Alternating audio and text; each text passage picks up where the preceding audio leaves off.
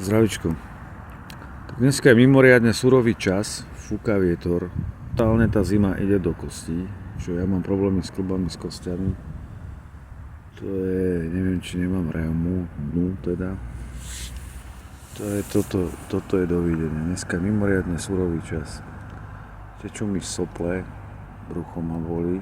To som mal po obťaže aj predtým, neviem, či to je vnútorná nervozita, alebo to je prosto počúbaný žalúdok a ešte zmena.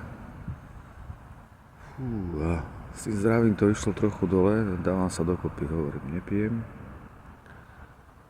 Alkohol samozrejme a iné zlé veci, len bylinkové čaje. Dneska som už bol na čajík čierny s medom, s citrónom.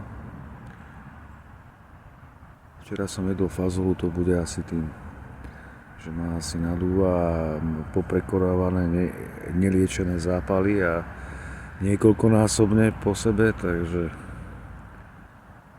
to potom zanechá na človeku stopy.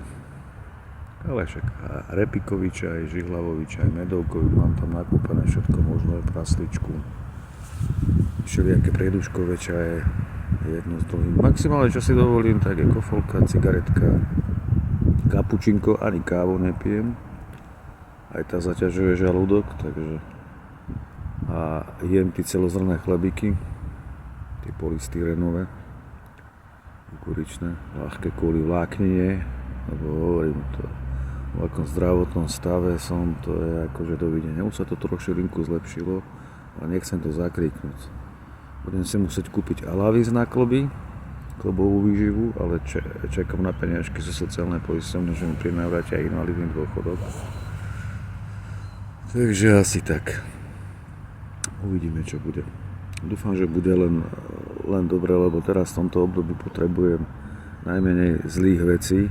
Porobilo sa kopec vecí, kúpila sa pohovka nová, to som pomáhal doriešiť. Kúpil sa nový sporák z úspor rodičov, samozrejme, a ja keď dostanem tie peňažky, keď mi uvoľňa ten invalidný dôchodok, to všetko budem musieť vrátiť. Mám čo vrácať, nie len za toto, takže asi tak. Tak čus.